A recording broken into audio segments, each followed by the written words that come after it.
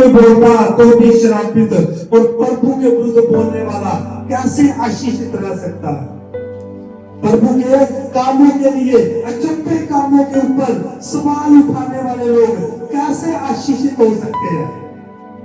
Hallelujah. उनको ये नहीं लगता कि वो अपने आप को तो श्रापित बना ही रहा है, और उसके पीछे जो फैमिली है, उसके पीछे जो बच्चे हैं, उसको भी उसने श्रापित कर दिया। और बाइबल बताती है जब किसी का नाश होता वो घमंडी हो जाता है, वो घमंड की ओर चलता है, घमंड उसे मौत की तरफ लेकर जाता है। हालेलुया। क्योंकि अचंभे कामों को समझने के लिए परमेश्वर की ज्योति की जरूरत है, और वो ज्योति को पास नहीं आ सकते, ज्योति को देख नहीं सकते, समझ नहीं सकते। उनके लिए अचंभे काम अलग बात रखती है, और वो पखंड कहते हैं। तो क्या पखंड कह सकते हैं?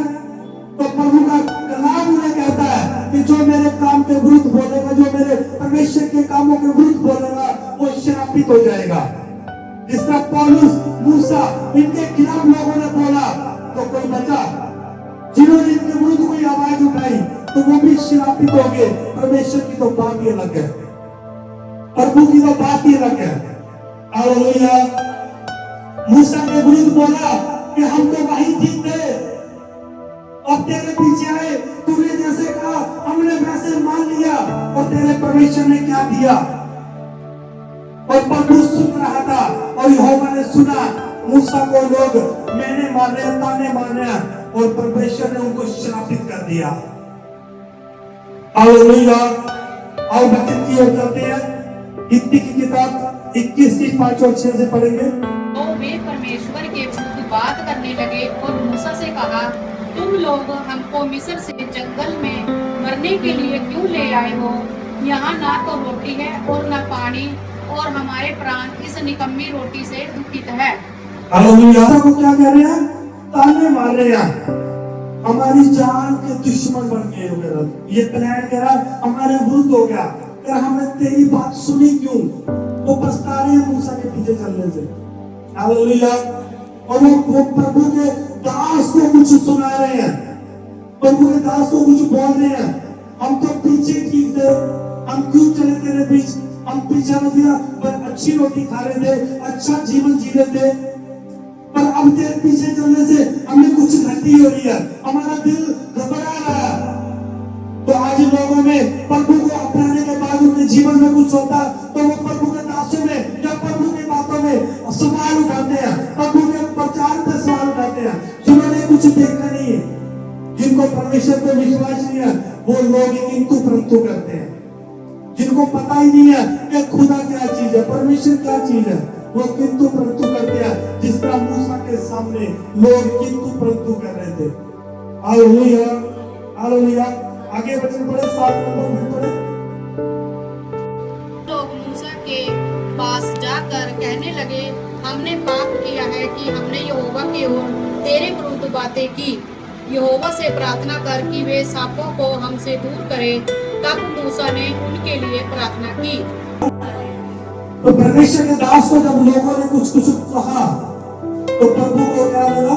अच्छा नहीं लगा कि मेरे अनॉइंटेड पर्सन के साथ कुछ खिलवाड़ हो, मेरे अनॉइंट किए हुए बच्चे के साथ, जो मूसा था परमेश्वर की जगह पे स्थापित था, उसकी अनॉइंटिंग मूसा के प्रति, और लोग उससे कुछ बोल रहे हैं, और प्रभु को अच्छा नहीं लगा। प्रभु ने क्या कहा?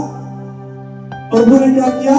उनको सजा देने के लिए, उनको कुछ सिखाने के लिए उन्हीं के बीच में भारी विष वाले सांप भेज दिए, भारी विष वाले सांप भेज दिए, और बहुत से लोग डसने के बाद मर रहे थे।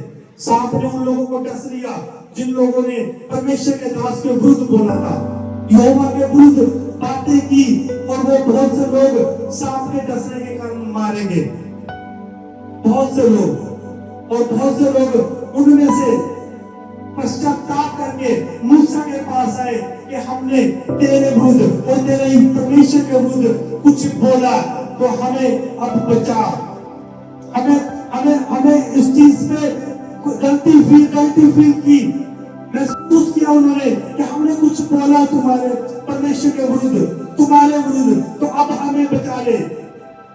तो प्रभु का दास प्रभु के साथ बात करता कि खुदा मेरे लोगों का भी तेरी जरूरत है, इन्हें माफ कर, क्षमा कर, क्योंकि आपकी प्रोटेक्शन नबी के द्वारा है। हालेलुया। जहां पर नबी नहीं, जहां पर प्रॉफिट नहीं, वहां छुटकारा नहीं है। और वहां पर जो लोग थे मूसा को आगे बोल रहे हैं कि प्रभु के दास हमें माफ कर, तू अपने यहोवा से बात कर कि हम इन सांपों से कैसे बचेंगे। और फिर मूसा ने परमेश्वर से बात की और फिर परमेश्वर ने मूसा को कहा कि एक सांप को, पीतल का सांप बना और एक लकड़ी पर ऊंचा करके टांग दे। हालेलुया।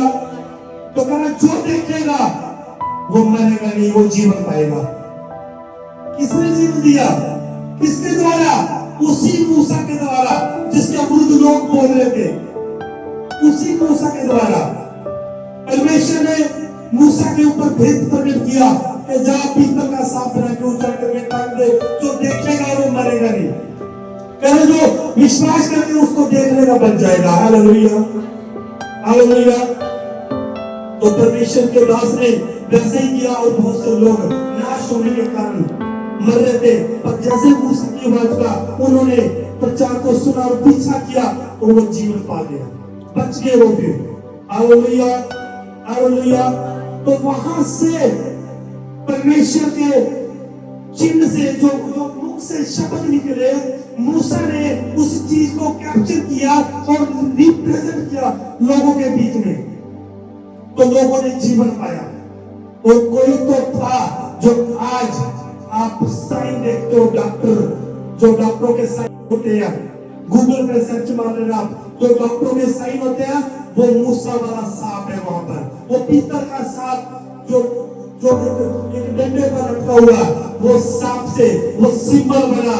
और जो आज डॉक्टर लोग एमबीबीएस जितने भी हाईएस्ट लेवल के डॉक्टर है, वो सब उस सिंबल के अधीन है, उस सिंबल के अधीन है। वो निशान है परमेश्वर का, वो निशान है कि जो कोई बीमार परेशान होगा उस डॉक्टर के पास जाए, उसका इलाज हो जाएगा।